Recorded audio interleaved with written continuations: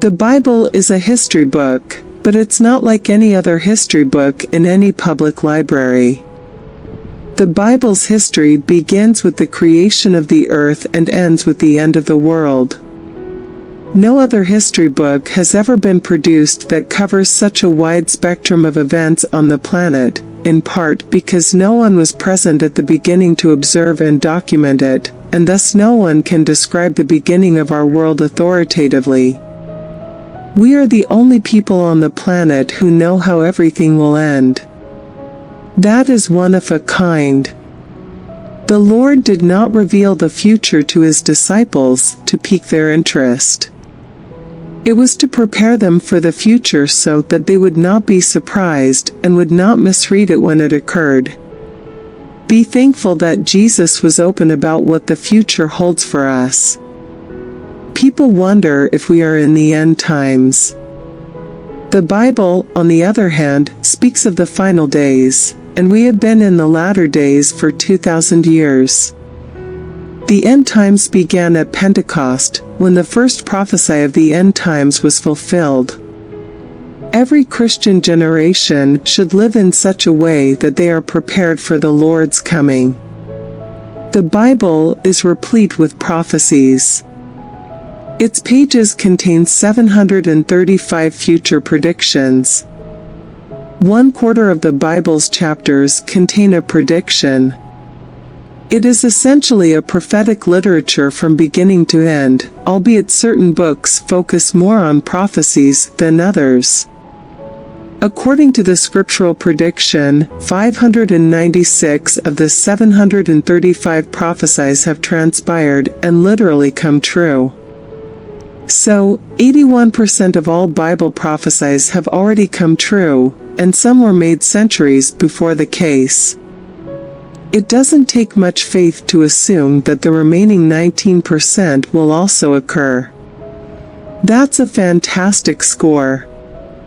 Every prediction that may have been realized by now has been proven completely correct by the Bible. The majority of the rest are focused with Jesus' actual return and what comes after that. How many of these prophecies will come true before Jesus returns? The answer is around 20, and we are waiting to see what happens first before looking for the Lord's return. Jesus instructed us to keep watch and pray. What are we watching?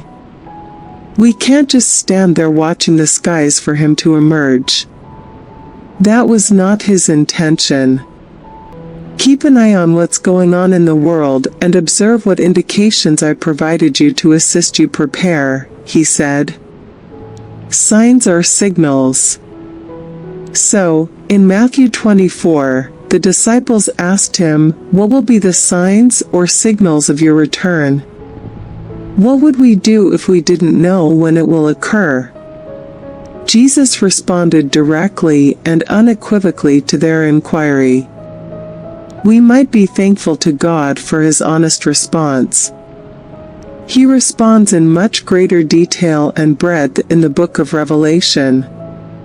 However, in this section, he gives a breakdown of the indicators that will precede his entrance. Matthew 24, 3-36 describes how the disciples approached Jesus secretly while he was reclining on the Mount of Olives. Jesus later sat on the Mount of Olives. His disciples approached him privately and asked, "When will all of this happen? What sign will indicate your reappearance and the end of the world?" Don't be misled, Jesus warned them, because many will come in my name, claiming to be the Messiah. Many will be duped, and you will hear of wars and threats of wars, but don't be alarmed. Yes, these events must occur, but the end result will not be immediate. Nation will fight nation, and kingdom will fight kingdom. Famines and earthquakes will occur in many places of the world. But this is merely the beginning of the birth pangs. There will be more. You will then be arrested, persecuted, and murdered. Because you are my disciples, you will be despised all across the world. And many will abandon me, betray, and despise one another. And there will be numerous false prophets who will fool many people. Sin will be prevalent everywhere, and many people's love will turn chilly. But only those who persevere until the end will be spared. And the kingdom's good news will be preached across the entire world, so that all countries hear it, and then the end will come. The day is coming when you will see what Daniel the prophet predicted, a sacrilegious object causing desecration standing in the holy sanctuary. Pay heed, reader. Then Judeans must retreat to the hills. A person on a roof deck must not go down into the house to pack. A person who is out in the field is not permitted to return even to get a coat.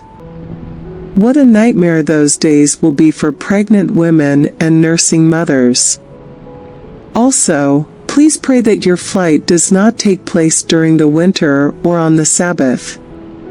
For there will be more suffering than at any other time since the beginning of time, and it will never be as tremendous again. In reality, unless that period of disaster is cut short, not a single person will live. However, it will be cut short for the benefit of God's chosen ones. Then don't trust anyone who says, "Look, here is the Messiah," or "There he is." False messiahs and false prophets will arise and exhibit tremendous signs and wonders in order to fool even God's chosen ones. As you can see, I warned you ahead of time.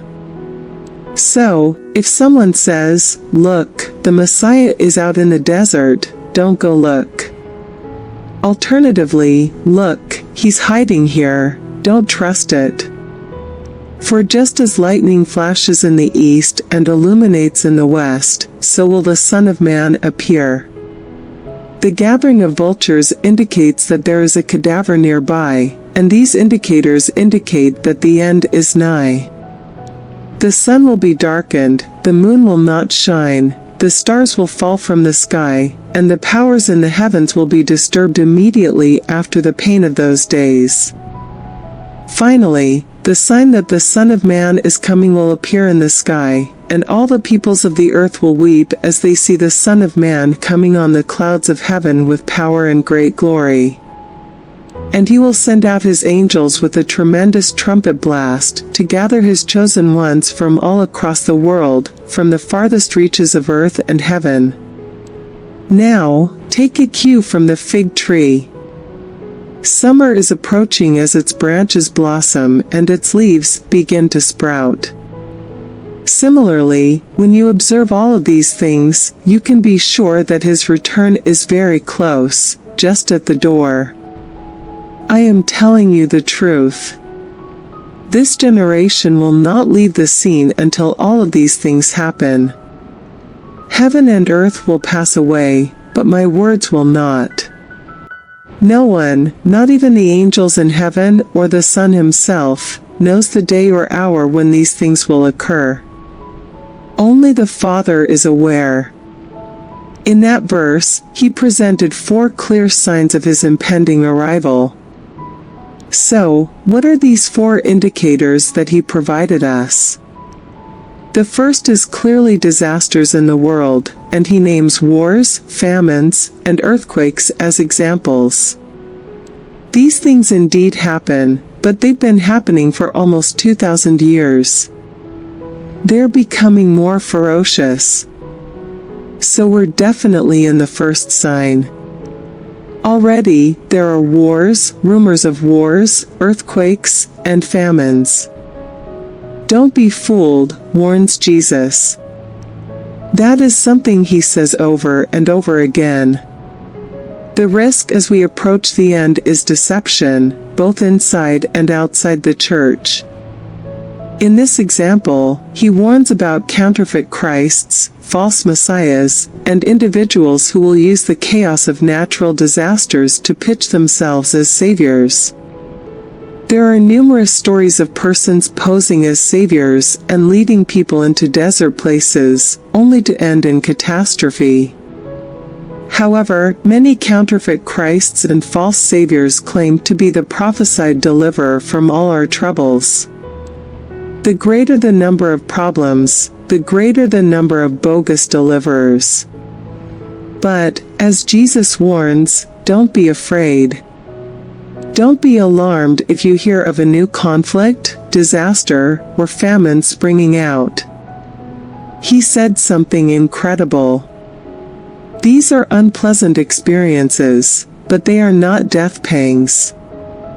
They are labor pangs. So when you hear about tragedies in the news, these are the pains that signal the birth of something new.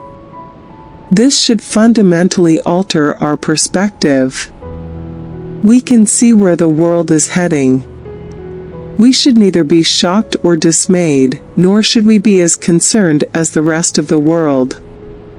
Disasters in the globe are the agony of giving birth to the new world.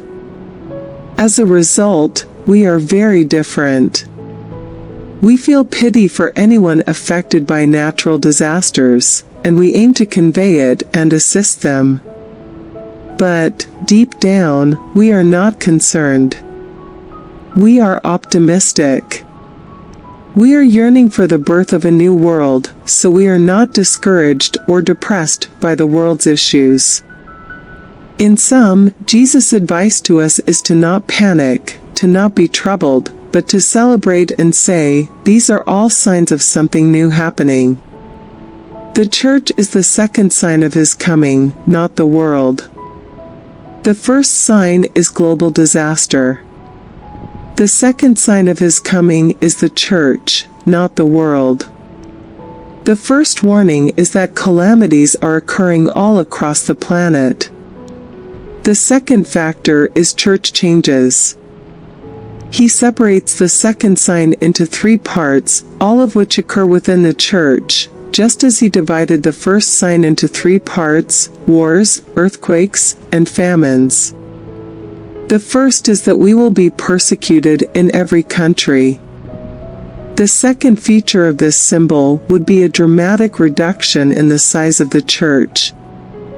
The majority of people's love will grow cold.